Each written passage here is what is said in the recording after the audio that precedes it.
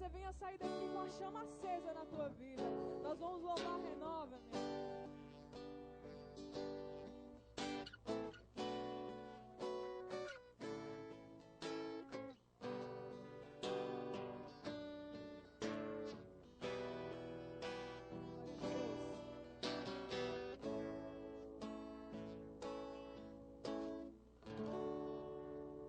Senhor, venha mudar,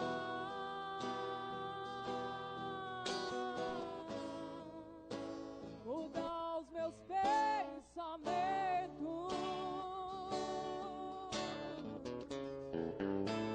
restaura os meus sonhos,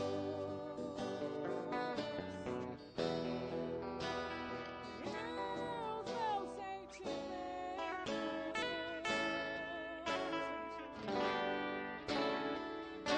Encher o vaso,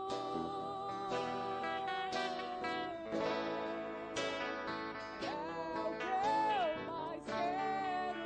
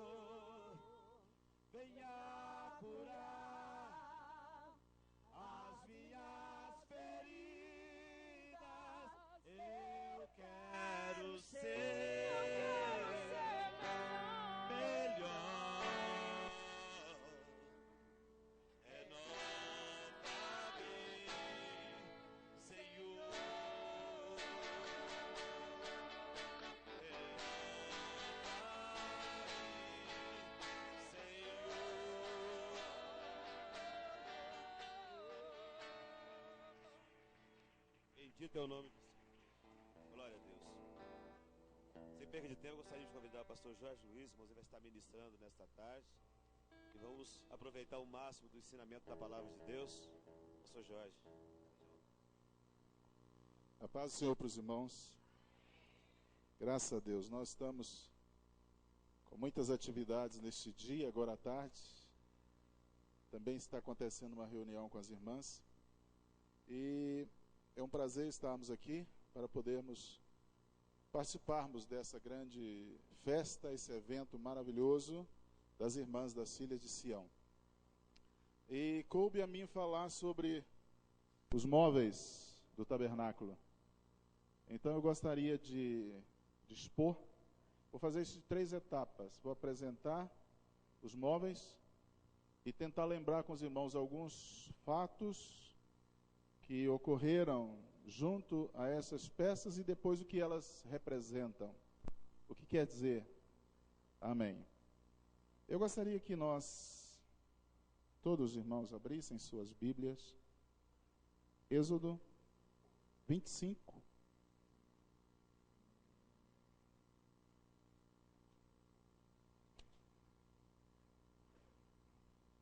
A partir do versículo 25, então nós aprendemos sobre o tabernáculo. Êxodo 25.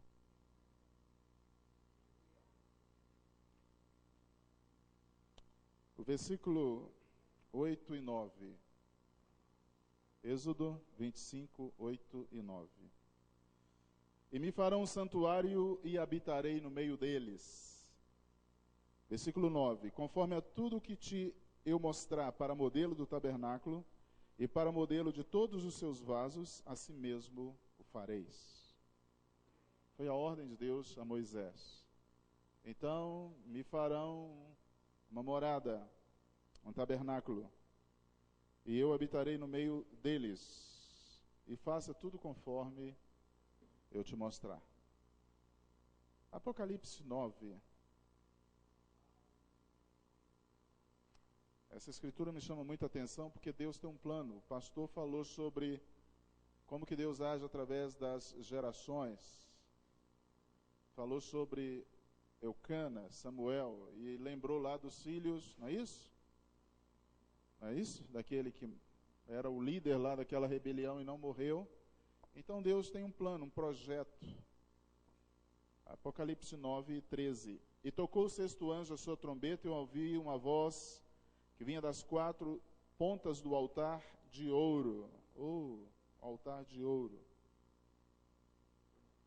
E dizia: solta os 4 anjos que estão presos junto ao grande rio Eufrates. E foram soltos os 4 anjos que estavam preparados. Observa a sequência. Estavam preparados para a hora, dia, mês. A sequência lógica crescente. Hora, dia, mês, ano. Os anjos estavam preparados, estão preparados para hora, dia, mês, ano. Deus tem tudo cronometrado. Nada passa desapercebido diante dos olhos de Deus. Não existe acaso com Deus. Ele tem tudo preparado para hora, para o dia, para o mês e para o ano.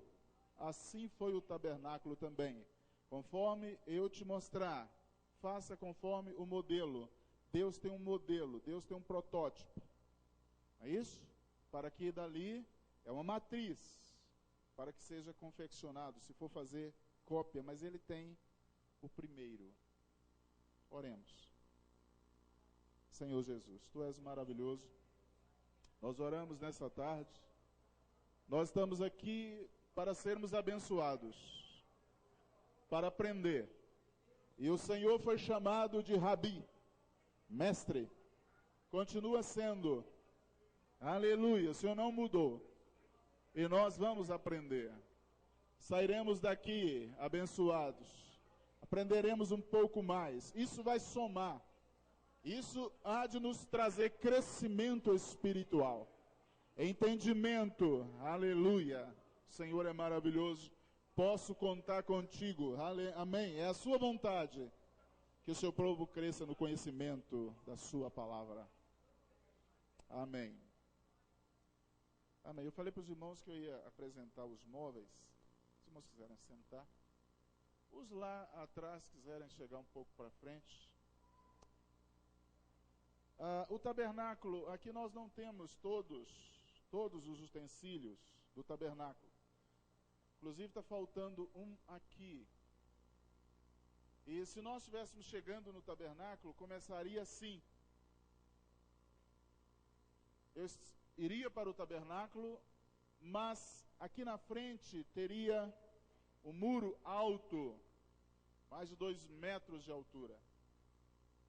E as medidas eram 100 côvados de comprimento, 50 de largura, aproximadamente 50 metros de comprimento e 25 de largura, com a cerca alta de linho fino, dobrado, retorcido. Então, quando eu aproximasse do tabernáculo, eu ia encontrar um muro e tinha uma porta. Se eu abrisse, então, aquela porta, o primeiro móvel que nós veríamos era o altar de holocausto. É este. Ficava na frente. E esse altar, está sendo falado muito aqui, né? Lá está uma foto, uma réplica, e ele tinha que ficar aceso constantemente. E ele tinha um reservatório, onde a cinza caía, uma pazinha está aqui, aonde os levitas tiravam a cinza constantemente, e ele tinha que ser mantido aceso. O segundo móvel que não está aqui era uma bacia. Então, primeiro era o altar de holocausto, feito de cobre, e atrás tinha uma certa medida que eles tinham que obedecer, alguns passos. Então tinha uma pia com água. Depois nós vamos falar sobre isso. E aí então é que tinha o tabernáculo. Isso que eu falei é o átrio. Era o quintal, com aquela grande cerca imensa. Mas depois da pia com água, aí então tinha a tenda. Igual aquela que está ali, ó, aquela tenda branca que está ali, que os irmãos armaram e estão dormindo lá. Era uma tenda igual àquela. E aí então, dali, aí o sacerdote que entrava ali, ele ministrava aqui, ali tinha água, ele se lavava, e ele tinha que abrir uma outra porta, e quando ele entrava dentro da tenda chamada, que teve vários nomes, a tenda do testemunho, não é isso? A tenda da revelação. Quando ele entrava lá, na sua frente estava este altar, que é chamado o altar de incenso, confeccionado todo de ouro puro. Então, entrando nessa outra porta, lá estava o altar de incenso. À esquerda, a mesa com os pães, chamado da proposição. Pães. Eram 12 pães, 2 fileiras de 6, porque representava as 12 tribos de Israel. Então, tinha 12 pães em cima da mesa. Do outro lado, tem o chamado castiçal ou candelabro. Então, o castiçal, ele era feito de uma peça só, também de ouro. Esses móveis, dessa segunda cortina para dentro, eram todos de ouro puro. Ele tinha 7 hastes, inteiriça, e dentro dessas hastes, elas eram ocas. E eles então derramavam azeite, e tinha os pavios, tinha os espevitadores. Então o sacerdote tinha que cuidar disto. Então ali o azeite, então, com essas hastes, essas pontas, em forma de amêndoas, então ali brilhava, iluminava aquele ambiente que não tinha janela. Não tinha janela. Ele era todo fechado, todo escuro. Então o candelabro ou castiçal iluminava aquele local. essa tenda da revelação, ela tinha 2 compartimentos. Este primeiro era o santo, o lugar santo, tá? Aí após esse altar deveria estar aqui. Após ele, então tinha uma outra cortina, e só tinha um móvel lá dentro, que era a arca do testemunho, com uma tampa, não é isso? E confeccionada, tudo junto, com 2 querubins, com as asas abertas, e uma tocava na outra. E essa tampa era chamada de propiciatório, era a parte. E quando o sacerdote ministrava lá, que ele trazia o sangue, ele derramava, era justamente em cima dessa tampa. Aí o pecado de todo Israel era perdoado. Então os móveis são esses. Entrando, tinha o altar de holocausto, a pia, o altar de incenso, a mesa com os pães, o candelabro, e na outra parte, que é o Santo dos Santos, o lugar santíssimo, ali o sacerdote entrava 2 vezes por dia, 1 vez por ano. Aqui ele ministrava praticamente todos os dias, nessa primeira parte do lugar santo. Mas no Santo dos Santos, era 1 vez por ano que ele fazia ele fazia expiação geral para a nação. Ali ele entrava 1 vez no ano só. Eu estive fazendo uma continha rápida, coloquei a R$60 o grama do ouro. Pelo valor, pela quantidade, lá fala de um talento. Então hoje, aproximadamente, está entre 2.400.000 ou 3 milhões, que seria o preço dessa peça. Hoje, pela quantidade de ouro neste altar, hoje estaria entre 2.400.000 a 3 milhões de reais essa peça. Era um lugar suntuoso, maravilhoso, esplendoroso aqui dentro. Mas eu falei para os irmãos que tinha uma cerca alta, não dá para olhar, ainda mais eu que sou baixo, não dava para olhar o que tinha lá dentro. E quando nós olhávamos para a tenda, ela não era bonita de se ver. Ela era coberta com peles de animais, não é isso? Várias camadas de peles. Então, quando olhávamos para ela, era uma coisa rústica, feia. Não era bonita de se ver. E no deserto, na areia, e aquela era por fora, não era muito agradável de ser visto. Mas lá dentro era uma coisa maravilhosa. Nós vamos ver o significado disso. Então, olhando também o castiçal, e a mesa também, ela era toda de ouro, tinha uns trabalhos manuais, umas coroas, né, umas coisas lindas por fora, toda de ouro. Mas a arca da aliança, que também era todo de ouro, os querubins de ouro, asas de ouro, tudo de ouro, tinha quase 20 milhões de reais aqui dentro. E hoje o preço de imóveis, objeto, vai muito pela quantidade que é fabricado. Tem algumas versões, algumas fabricações que falam assim, olha, esse carro é por causa dos 500 anos do Brasil, só foram produzidos tantos veículos, não é assim? Foi produzido só 1.000, só 500, só isso. E de acordo com o número, aí está o valor. E essas eram peças únicas no mundo. Tinha um valor muito grande agregado ali. Nós falamos muito em valor sentimental, valor nisso, a grandeza e a representação de tudo aquilo somava muito mais valor, porque eram peças únicas. Além do valor precioso do metal, tinha o valor precioso, amém, espiritual e do seu significado.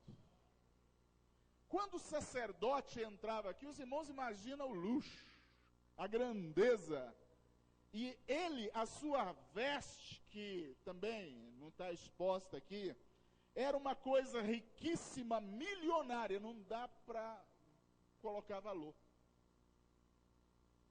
A sua roupa era especial. Naquele chapéu que ele tinha, mitra, o Papa tentou fazer igual, mas invertida, com a boca de peixe para cima, que ele tem um outro significado, né? Ela é assim, a mitra dele tem uma boca para cima, né? Aqui ele tem outro significado, mas o sacerdote tinha uma mitra e tinha uma faixa, uma lâmina de ouro na testa, escrita, santidade ao Senhor. Então, quando olhava para ele, era santidade, santidade ao Senhor. Olha, uma lâmina de ouro na testa, mas ele tinha um peitoral todo de ouro, seguro, numa ombreira que descia uma haste também, e aqui no peito era um quadrado todo de ouro, e incrustado ali tinha 12 pedras preciosas. Já começava e lá tinha um diamante. Qual era o preço daquilo? Só uma pedra daquela era um diamante. E era grande. Então ele trazia no peito, e ali simbolizava, era 12 pedras preciosas, que simbolizava como os pães as 12 tribos de Israel. E ele trazia aquilo no peito. Então ele já era uma preciosidade em si. As suas vestimentas, tudo, ele era precioso, precioso. E quando ele entrava aqui dentro, somava aquele valor astronômico, ouro e pedras preciosas, e ali no meio estava o homem de Deus. Irmãos, o homem de Deus deveria ser valorizado e muito servo de Deus. Eu lembro que uma vez eu estava aproximando de uma casa, e o pai e a mãe, a menina, e falou assim, olha lá, quem está vindo lá? Quem é aquele homem que vem lá? E a menina falou assim, não, ele não é homem não. Não? Ele não é homem? Não, mas aquele lá que eu estou falando, aquele lá, quem é aquele homem? Falou, não, ele não é homem não, ele é um pastor. Então, para ela um pastor é diferente, não é isso? De um homem. Ela não sabia fazer essa diferença, mas ela sabia que era diferente, não era um homem qualquer. É um pastor, ele não é homem não. Então, quando ele entrava lá, ele estava com peitoral, com aquelas 12 pedras preciosas, somando com tudo aquilo, era uma coisa maravilhosa, bonita de se ver. Mas voltando para a segunda parte, aconteceram coisas maravilhosas que nos faz lembrar desses móveis. Eu falei para os irmãos que quando nós vimos no caminho e para chegar no tabernáculo, tudo começava por aqui. O homem, aqui dentro, quem ministrava eram os levitas, que foram separados para cuidar das coisas de Deus. Deus falou que eles não teriam partes, heranças, entre as tribos de Israel.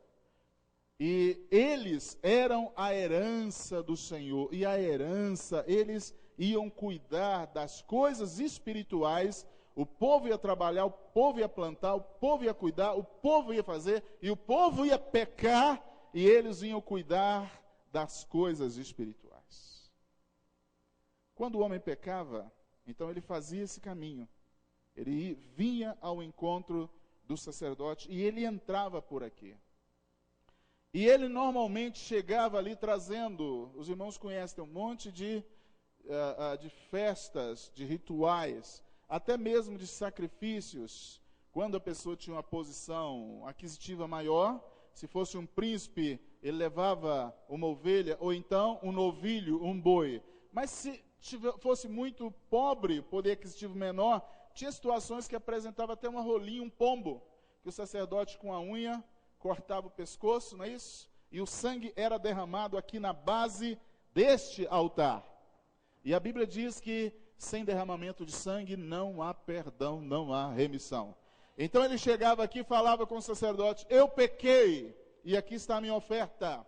E ali naquele lugar acontecia, irmãos, esse altar era chamado lugar de morte. Aqui era um lugar de morte. Era um lugar onde se derramava sangue. E aqui então havia uma transferência Então, depois que ele confessava, eu pequei, eu errei, e aqui está o animal. Então, o que o sacerdote fazia? O sacerdote, lá está no livro de Êxodo e também de Levítico, que ele colocava as mãos sobre o pecador e depois colocava as mãos sobre o animal. Ele fazia uma transferência do pecador para o animal. O animal recebia o pecado do pecador. A alma que pecar, esta... Mas por que o homem não morria? Porque ele trazia um animal. Então havia uma transferência ali do pecado do homem para o animal. Ele recebia o pecado. Por isso que João Batista, quando ele olhou para Jesus, ele falou: eis aí o Cordeiro de Deus que tira, vai sentir, vai receber uma transferência de todos os pecados sobre ele, que tira o pecado do mundo. Então o sacerdote ali, aqui diante desse altar, aqui é que começava toda uma trajetória de perdão. Então o pecador, ele só chegava até aqui. Então, para entrar na presença de Deus, a primeira coisa que o homem fazia, ele trazia uma oferta. E é por isso que Deus não aceitou a de Caim. As pessoas tinham que trazer um animal para que fosse transferido sobre ele a culpa, o pecado. E Caim trouxe frutos. E então o escritor aos Hebreus falou que sem derramamento de sangue não há perdão, não há remissão. Por isso que Deus não aceitou a oferta de Caim e aceitou a de Abel, porque derramou sangue. E ali então, lá também no livro de Levíticos, fala, tinha alguns animais que eram todos queimados, não é isso? Às vezes a fresura, a gordura, essa parte interna, às vezes era queimada ali, porque não podia comer a gordura e nem beber o sangue. Então o sangue era derramado ali e a gordura junto com o animal muitas vezes queimado. Tinha ocasiões que tinha uma panela que eles cortavam o sacrifício e colocavam ali para cozinhar. E o sacerdote, ele tinha um garfo de tridente. Aqui só tem uma faquinha. E a parte dele, por isso que os filhos de Levi, de Eli, eram terríveis, que eles queriam pegar a parte antes. E as pessoas falavam, não, deixa depois do sacrifício, porque com um garfo assim, ele enfiava lá e tirava a melhor parte para ele e a sua família comer. Ele comia daquilo e eles queriam pegar tudo. Então ele tinha um garfo enorme que eles enfiavam lá e tiravam para se alimentar. Então começava aqui, começava neste altar. Salomão depois ele faz o grande templo, os irmãos conhecem. E ele faz um altar como esse que é chamado assim, o mar de cobre, o mar de bronze. Era enorme, imenso. E aqui debaixo ele colocou bois. Então aquela cobertura imensa passava sobre aqueles bois. E depois ele colocou também rosto de homem, de águia. Lembra daquela visão, não é isso? Lembra daqueles animais? Eu não vou entrar muito nesse lado, não é isso? De profecia, de Daniel. Nós vemos Ezequiel, que ele viu aqueles animais, quando eles viravam, tudo virava, era rosto de homem, não é isso? Era rosto de boi, era uma águia, não tinha isso aí? Aquelas 4 fisionomias. Também Salomão colocou, e era chamado o mar de bronze, tão enorme que era. E quando Salomão, então, ele também vai apresentar o templo, aqui foi falado ontem que Deus, não é isso? Foi Deus que acendeu o fogo. E quando Salomão fez uma réplica maior, por causa da grandeza do outro templo, não é isso? O templo de Salomão, que substituiu o tabernáculo, não é isso? Aí então, a Bíblia diz que ele subiu num tablado como este, levantou as mãos e orou ao Senhor. E quando ele terminou de orar, Deus enviou fogo dos céus e acendeu também aquele altar, o fogo daquele altar. Então, tanto o que Moisés construiu e o de Salomão, Deus acendeu fogo. Pode ler isso lá. Nós só lemos segundo Crônicas 7:14. Mas se você ler o início lá do capítulo, Não é isso? E do capítulo 8 você vai ver que Deus acende fogo, derrama fogo dos céus. E esse fogo, Deus então acendeu. E o sacerdote, então, quando ele mexia com o animal aqui e mexia lá no altar, ele se sujava. Ele sujava. Tanto com o sangue, quanto com a cinza, quanto com os carvão, ele sujava. É por isso que tinha bacia com água. Então, se ele fizesse volta, uma curva, se ele estivesse ministrando aqui, e pegasse o sangue para levar alguma coisa, e passasse pela pia, quando ele entrasse após aquela cortina, ele morreria. Deus falou, você tem que se lavar para que você não morra. Não pode entrar sujo diante de Deus. Aleluia. Tem que se lavar. Não é isso? E Paulo escrevendo aos Coríntios 6, 9 a 11, depois ele fala assim, mas fostes lavados, mas fostes justificados, mas fostes santificados, em nome do Senhor Jesus e pelo Espírito do nosso Deus. Fostes lavados, foram lavados. Aí então ele tinha que chegar e se lavar. Aí ele se lavava, e aquele bronze usado ali, na confecção daquela bacia, a Bíblia diz que eram espelhos das mulheres. O metal bem polido, ele reflete. Então, quando pediu materiais para a confecção dos materiais desses móveis no templo, elas trouxeram seus espelhos e foi fundido. E ali refletia a imagem do homem. E ele podia olhar se estava sujo o rosto, e ele via ali, ele se lavava. Aí só então é que ele entrava no templo, vamos dizer assim, na tenda. Aí então tinha esses 3 móveis. E aqui, Joabe, quem lembra de Joabe? General do exército, não é isso? De Israel, era general, ele era parente de Davi, e ele então era o general. Mas ele matou Abner e Amasa. E Davi ficou triste com aquilo. Quando Salomão estava para reinar, ele falou assim, olha, não deixa que o sangue dele deixe as suas canas, deixa o sepulcro em paz, porque ele fez isso, e eu não agradei, eu não estava junto com aquilo, e você é um homem de sabedoria, Deus vai te indicar o que você deve fazer. E Adonias, depois da revolta de Absalão, filho de Davi, Absalão morreu, Adonias também queria reivindicar o trono, seu pai já estava velho, e subiu e levou uma multidão de pessoas, e Joabe foi junto. Com Absalão, na revolta de Absalão, Joabe permaneceu com Davi, mas com a revolta de Adonias, um outro irmão de Salomão, filho de Davi, ele foi junto, mas um outro sacerdote e uma boa, vamos dizer assim, né, da sociedade de Israel, foi junto com ele. Grandes personagens, quando nós lemos lá. E aí então, entrou o sacerdote e entrou o profeta Natã e falou assim, olha, Adonias já fez uma festa, estão gritando lá, viva o rei Adonias! Davi mandou chamar então como é que chama? Como é que chamava a mãe de Salomão?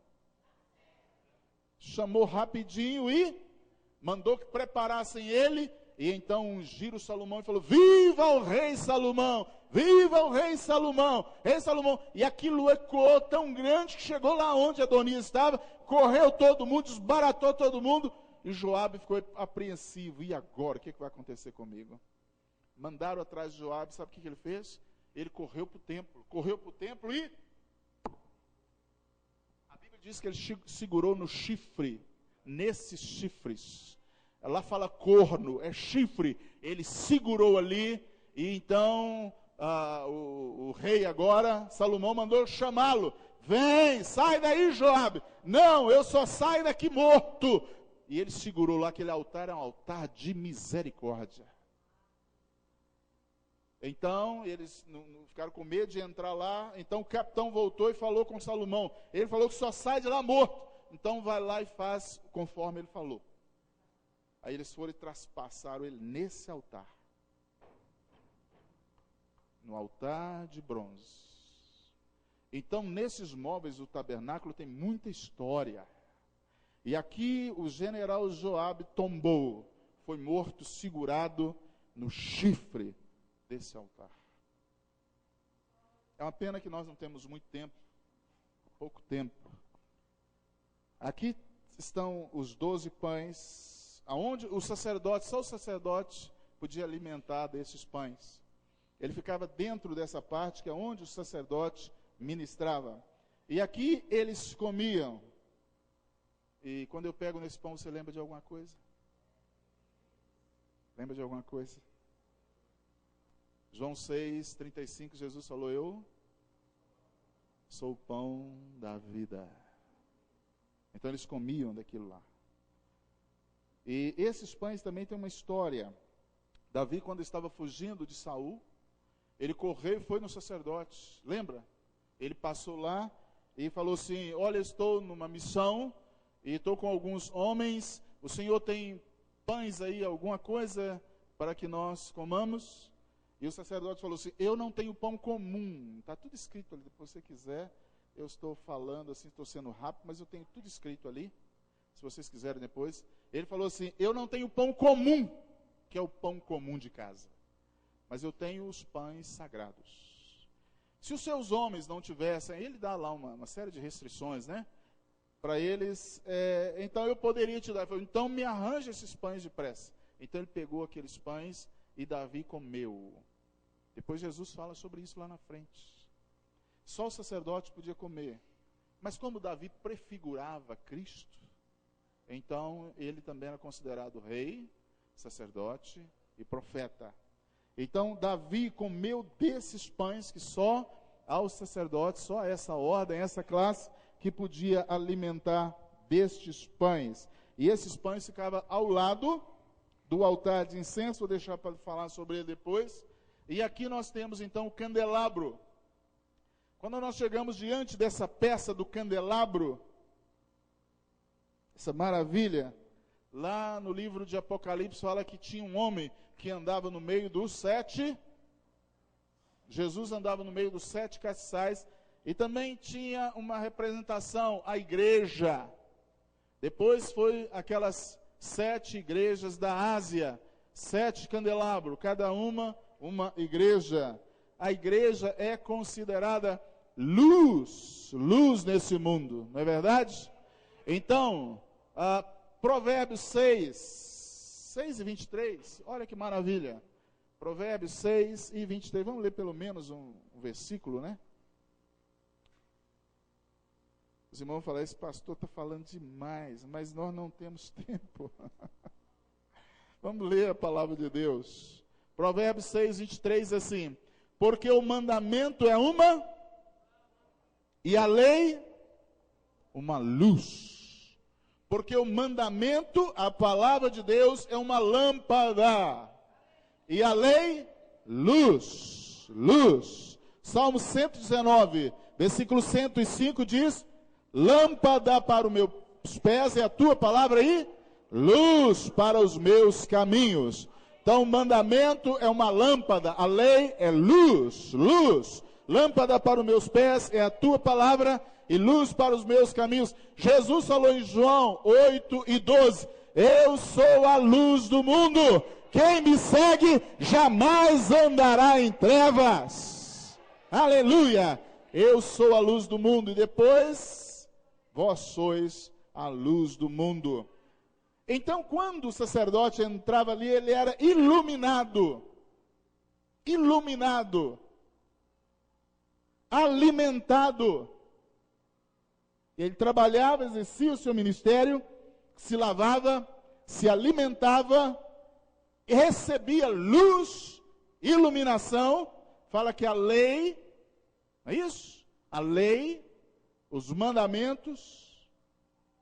Mas aqui ele trazia um incensário, e muitas vezes ele colocava aqui, O perfume fala de um incenso aromático que ninguém podia ter em casa. Ele era confeccionado especificamente, no capítulo 35 de Êxodo, ele era feito exclusivamente para o templo.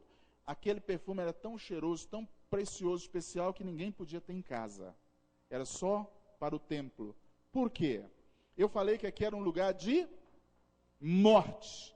Aqui era sangue, aqui era gordura queimando, aqui era carne queimando, e é um cheiro horrível. Então não preciso falar mais nada.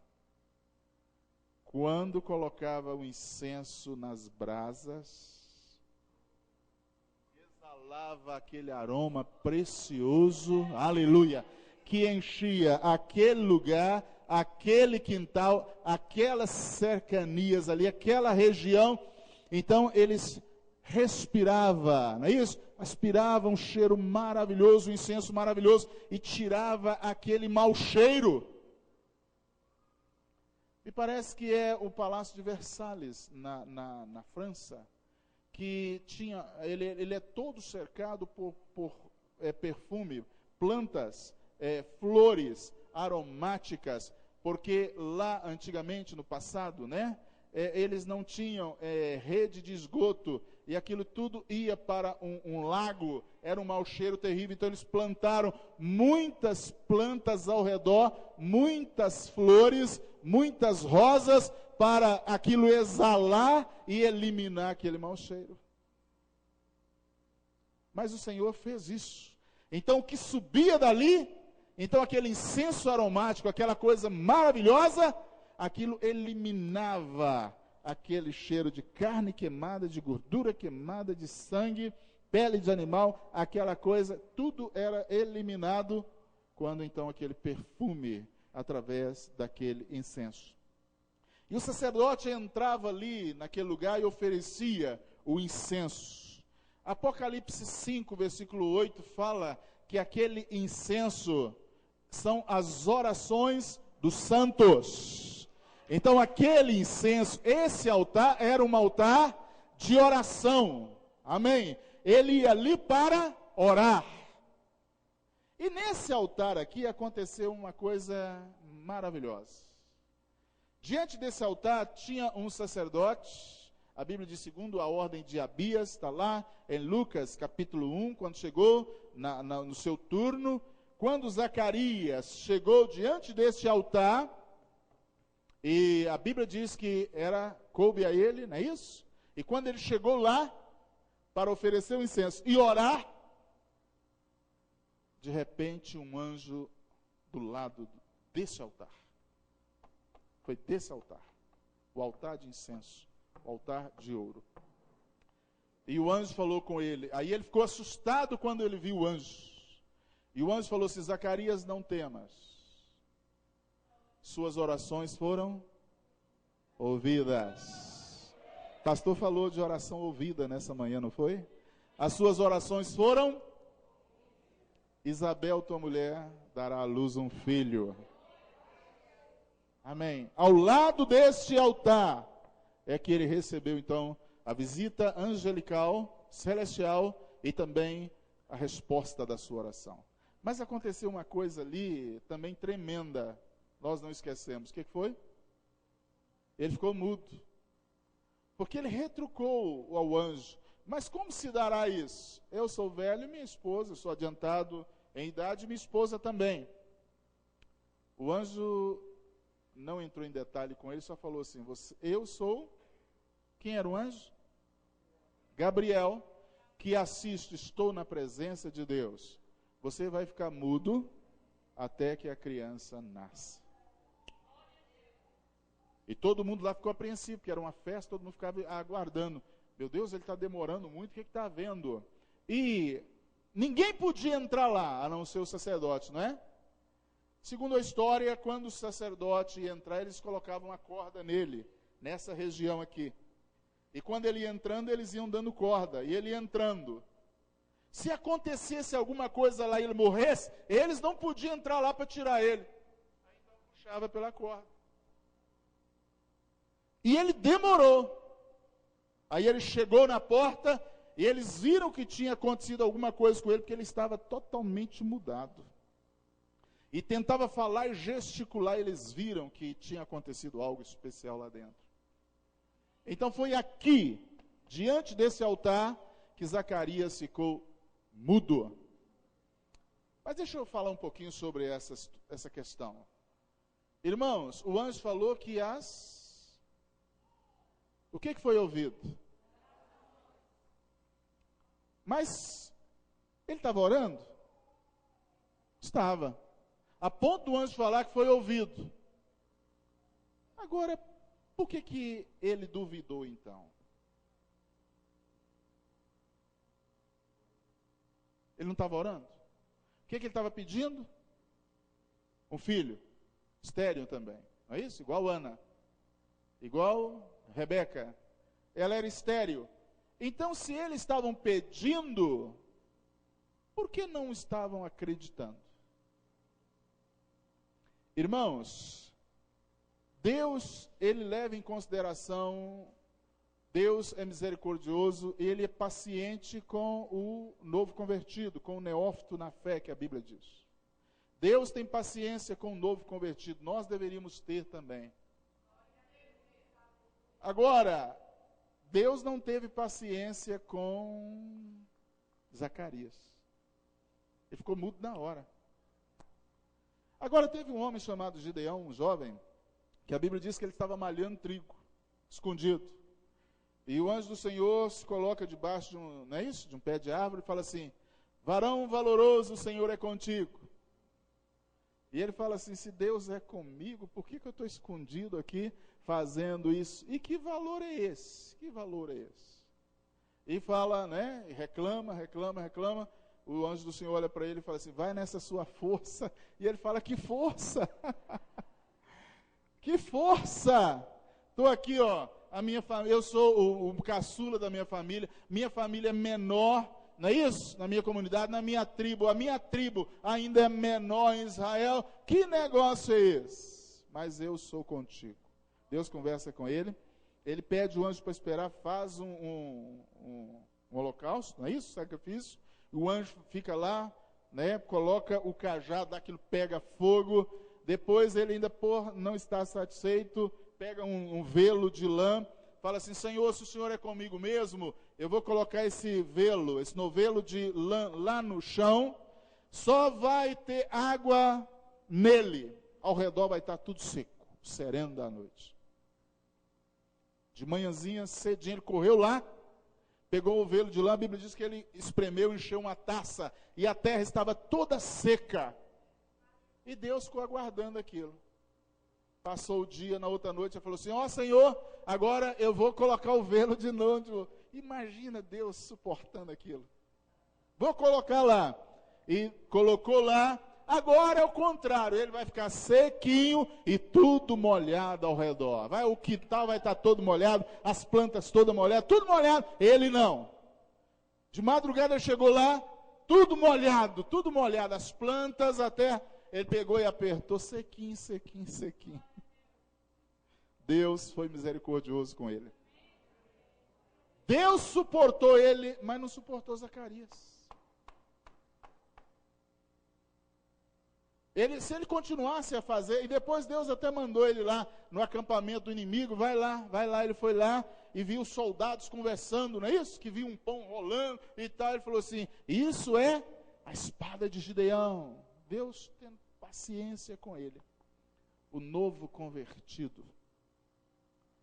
Mas para quem anda com a Bíblia debaixo do braço, não tem desculpa não, pode duvidar não. Não. O novo convertido não sabe, ele não tem experiência com Deus, mas eu e você, um sacerdote, como que vai acontecer isso falando com um grande Deus que tem poder, um pregador que está anunciando, um sacerdote ensinando? Nós não podemos duvidar. Nós temos que acreditar. Irmão, está orando por quê? Para quê então? Se acha que não vai acontecer, por que está orando? Eu sou Gabriel, eu não minto, eu não brinco, estou aqui numa missão. Você duvida?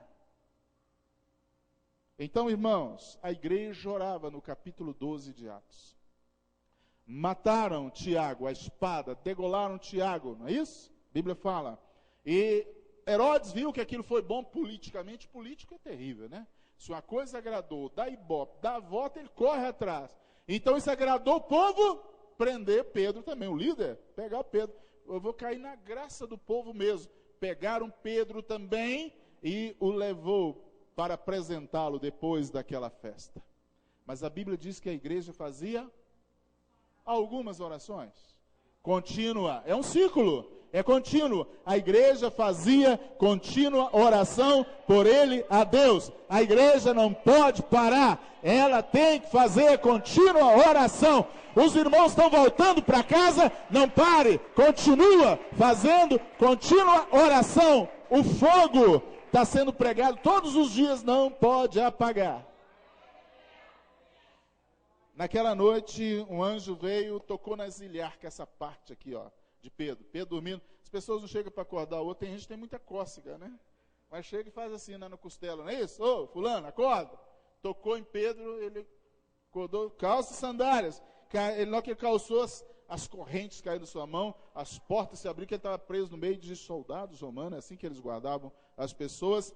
4 quaternos de soldados, 16 homens guardavam Pedro. As correntes caíram, as portas se abriram, e Pedro então levantou, pegou as coisas, saiu, e a Bíblia diz que a visão era tão comum naquela época, ele pensou que era uma visão. Pedro tinha muitas visões. Lembra quando ele estava para ir na casa de Cornélio, que ele subiu para orar e teve uma visão? Então ele tinha muitas visões, via muita coisa de Deus. Ele chegou a pensar que era quando a porta lá da cadeia abriu, ele andou um pouco e o anjo ausentou-se dele e falou, não é visão, é real. Chegou lá e bateu na porta da casa de Maria, mãe de Marcos, o Marcos que escreveu o livro de Marcos, o João Marcos. Bateu na porta da casa da mãe dele e uma criada chamada Rod correu lá no portão. Quando ela ouviu o Pedro falando assim, ô Maria, abre a porta. Falou, é o Pedro. Mas não abriu não, correu lá para dentro, falou, Pedro está ali, o Pedro, e o povo falou assim, que Pedro o quê?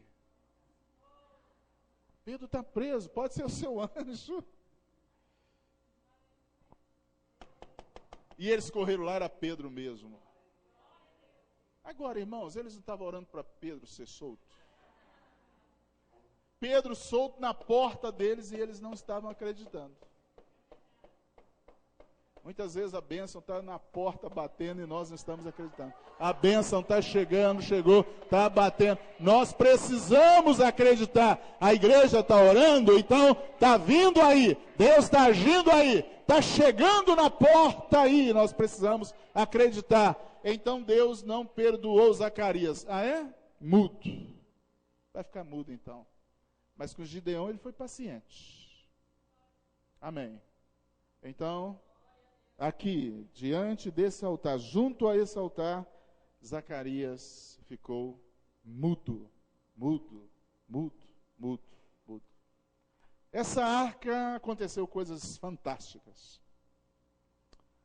A Bíblia diz que quando os filhos de Eli, quando houve aquela guerra com os filisteus, irmão, essa arca ela era carregada nas costas dos sacerdotes. Esses varais era para que eles carregassem. Ontem foi falado de usar um oficial de Davi. Não é isso que eles colocaram como os filisteus. Os filisteus arranjaram carros novos, animais novos, colocaram ela. E a Bíblia diz que aqueles bois, aqueles animais saíram gritando. Eles foram carregando a arca, gritando, mugindo. Não é isso? Do acampamento dos filisteus até Israel. E lá, quando essa arca chegou lá, 50.700 pessoas morreram. Quando essa arca entrou nas terras de Israel, o boi parou e ficou lá. Eles colocaram a arca numa pedra enorme. E as pessoas da cidade chegavam e olhavam o que tinha dentro. Morreu um, morreu dois, 100, 1.000, 2.000, 10.000, 20.000, 50.000 pessoas e 700 morreram porque olharam o que tinha dentro da arca. Está lá. Está aí no livro de Samuel. aqui dentro tinha sido colocado por Moisés alguns objetos. Lembram? 3 objetos foram colocados dentro da arca. A vara de Arão que floresceu, um potinho com maná e as tábuas da lei. Era algo sagrado. Por isso que até hoje eles falam, procuram essa arca. Aonde está a arca da aliança, a arca do concerto? Fizeram um filme, falam que está numa tribo lá na África, parente da rainha de Sabá. Fala que está não sei aonde, que está enterrado lá debaixo da cúpula, aquela domo, né? Lá em Israel. Fala que está ali perto do Muro das Lamentações, no céu, para lá, para cá. Na realidade é uma incógnita. Depois daquela leva para Babilônia, a arca desapareceu. Não sabe se os judeus enterraram, fizeram isso, mas nós não vamos entrar nesse detalhe. Mas essa arca, esse móvel, ele tem uma história, ela tem uma história maravilhosa. Quando ela foi levada para a Filistia, para a cidade dos filisteus, e rodou, e eles levaram para um templo que tinha uma divindade chamada Dagon. Eles tinham levado Sansão para o templo de Dagon, e lá brincou Sansão, fizeram Sansão como palhaço para alegrar o povo, e Sansão quebra aquilo. Mas essa arca foi colocada diante de uma imagem de Dagon. Dagon tinha o corpo de homem, cabeça de peixe, braço de homem. Então era uma divindade lá, e eles adoravam, e aquela imagem alta pegaram a arca e colocaram ali debaixo, como um troféu. Nós vencemos o Deus de Israel. E colocaram aquilo que simbolizava. Nós lemos que Deus falou, eu vou habitar aí nesse lugar. Não é isso? Dentro do tabernáculo. Então isso é santo. Os móveis são santos. Lembra como Belsazar, no capítulo 5 de Daniel, fala que ele fez uma festa para 1000 dos seus grandes, e pegou uns móveis, pegou as taças que tinha no templo, no tabernáculo, para dar glória aos deuses de madeira, de barro, de pedra e de ouro. Quando ele fez aquilo com aqueles vasos, com aquelas taças que pertencia ao templo, uma mão apareceu e escreveu lá na estucada do palácio, Mene, Mene, Tekel, Ufarsim, fostes pesado na balança, foste achado em falta e o seu reino acabou. Naquela noite, o rei foi morto, eles invadiram Babilônia, acabaram com eles. Aí Dário o Persa assumiu. Então, também esse vaso, esse utensílio, era o mais sagrado de todos esses. Esse aqui era o mais sagrado, porque Deus falou. Êxodo 25, olha que maravilha. É uma pena, irmãos, o tempo está acabando. Êxodo 25. Aleluia. 22. E Deus falando, né? É o 21. E porás o propiciatório em cima da arca. O propiciatório é essa tampa aqui, ó, que nela foi confeccionado 2 querubins. Essa tampa era chamada de propiciatório, que tampava a arca. Então, porás depois que haveres posto na arca o testemunho que eu te darei.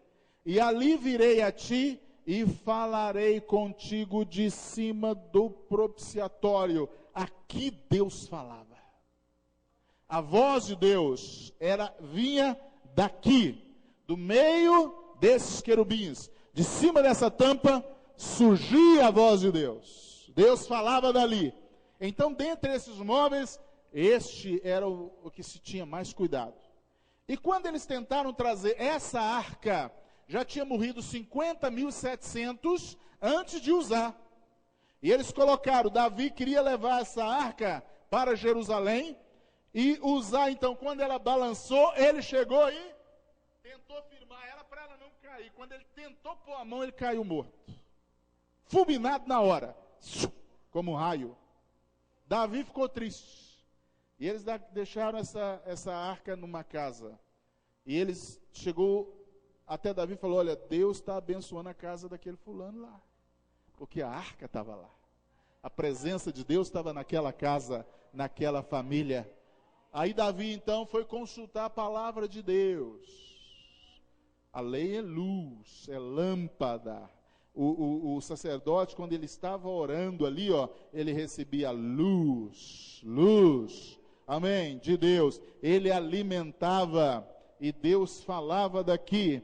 Então ele examinou a palavra de Deus e viu que somente o sacerdote podia tocar e não morria. E carregava nas costas, nesses varais. Não precisava de carro e nem boi para carregar. Era os sacerdotes que levavam no ombro a palavra de Deus, a voz de Deus. Quem leva a preciosa semente, andando e chorando, amém, certamente voltará com alegria. Aquele que leva a preciosa semente, a palavra de Deus, assim diz o Senhor. Aleluia. Foi com essa arca nas costas. Quando os sacerdotes vinham, Josué então conduzindo o povo depois da morte de Moisés, eles então vinham carregando essa arca e os homens cantando, louvando e tocando a trombeta. Quando eles chegaram no Jordão, que eles pisaram, molharam na água, fez naquela hora um grande muros, nós pudéssemos dizer assim, uma grande barragem como de uma hidrelétrica. Parou aquele muro, e a Bíblia diz que as águas transbordavam, parou, e dali para lá, não teve mais água, a água parou aqui, e foi transbordando. Deus prendeu, Deus impediu que ela continuasse, e o povo de Israel foi passando, e eles ficaram com a arca nas costas, parado ali, e o povo passando, e aquele muro de água, como lá na saída do Egito, o Mar Vermelho abriu, também com Josué, e os homens de Deus com a arca nas costas, a palavra de Deus, e o povo passando, e eles escolheram 12 pedras e colocaram no meio, como sinal, aqui nós passamos a pé enxuto também. Os sacerdotes estavam com essa arca nas costas. Deus, a presença de Deus. Aleluia. Coisa maravilhosa aconteceu também com este móvel. Tantas outras coisas que aconteceram de forma miraculosa. Deus agindo, operando maravilhas, e o nosso tempo está acabando. Ontem um garoto saiu com, eu procurei ali, não vi a cruz. Se eu tivesse aqui, eu ia exemplificar melhor. Todos estes móveis, eu li para os irmãos Apocalipse. Deus tem tudo preparado para hora, dia, mês, ano. Deus tem tudo projetado, tudo certo. Esses móveis, nessa disposição aqui, formam a cruz.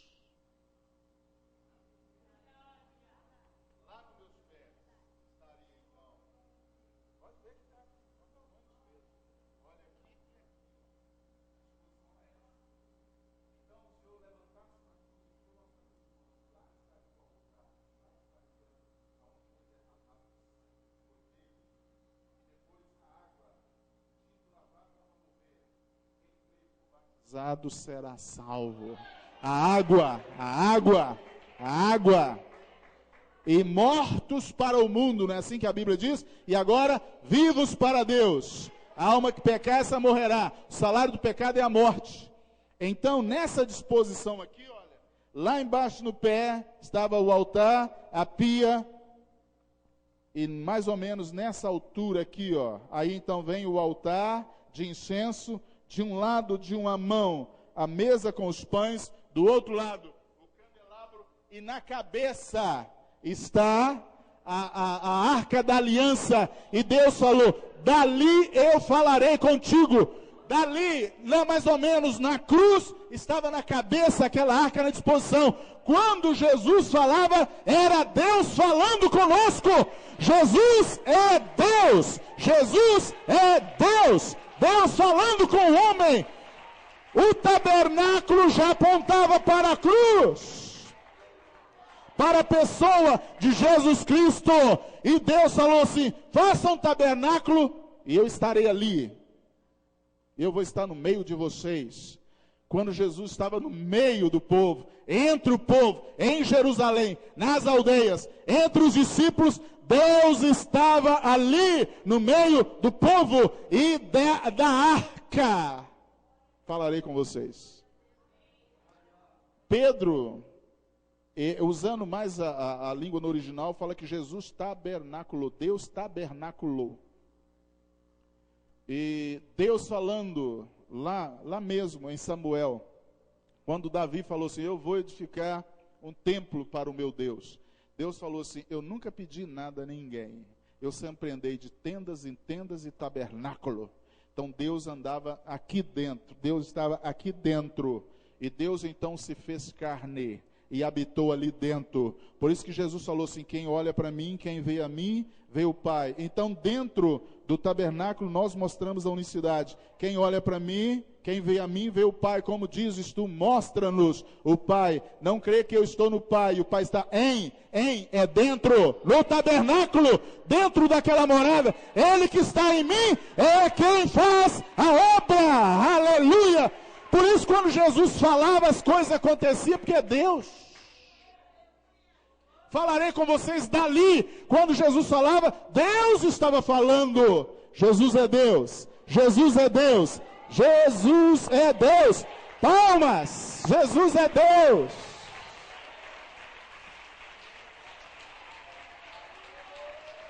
Amém. É uma pena, irmãos. É maravilhoso falar sobre essas coisas. Deus já estava se revelando, se mostrando, mas era assim. Amém? Por isso que a Bíblia diz um pouco aqui, um pouco lá, tem que ir juntando as coisas, aí você vai ver o que Deus queria dizer. Então nessa disposição aqui está a cruz. Está a cruz. Jesus é Deus. É o Senhor. Eu espero que nessas poucas palavras você não esqueça mais desses móveis, dessa disposição. E o que aconteceu com esses móveis de forma maravilhosa. Deus se revelando ao homem, a mim e a você.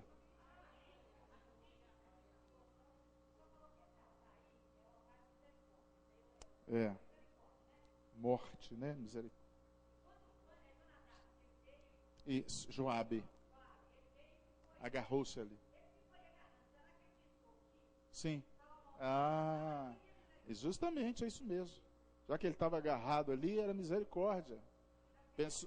Pensou que isso ia livrá-lo da morte, né? Pensou que ele agarrando ali, então eles levariam em consideração. O que foi matá-lo, levou e voltou. Não quis mexer com aquilo, não. Ali é de Deus, as coisas de Deus. Mas Salomão falou: então, do jeito que ele pediu, faça. Aí foi lá e... Julgamento, ali morria o pecador. Triunfa. É isso? Triunfa sobre o juízo. Eu não sei a quem passar, mas é maravilhoso, irmãos. É maravilhoso. Deus é maravilhoso. Então a irmã falou que eu não podia atravessar muito tempo aqui, porque ainda tem mais algumas atividades, mas é maravilhoso. Deus se revelou sempre, e nos últimos dias continua se revelando, se revelando, se revelando. Deus abençoe os irmãos ricamente. Muito bom estar aqui. Parabéns às filhas de Sião. Irmão Jonas, é você? É maior para nós aí. Amém. Amém.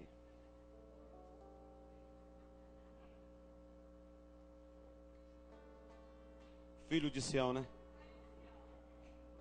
Eu não? Eu não preciso ser reconhecido por ninguém. Vamos lá?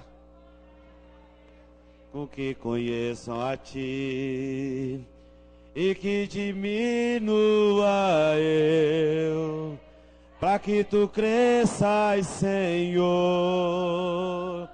mais e mais.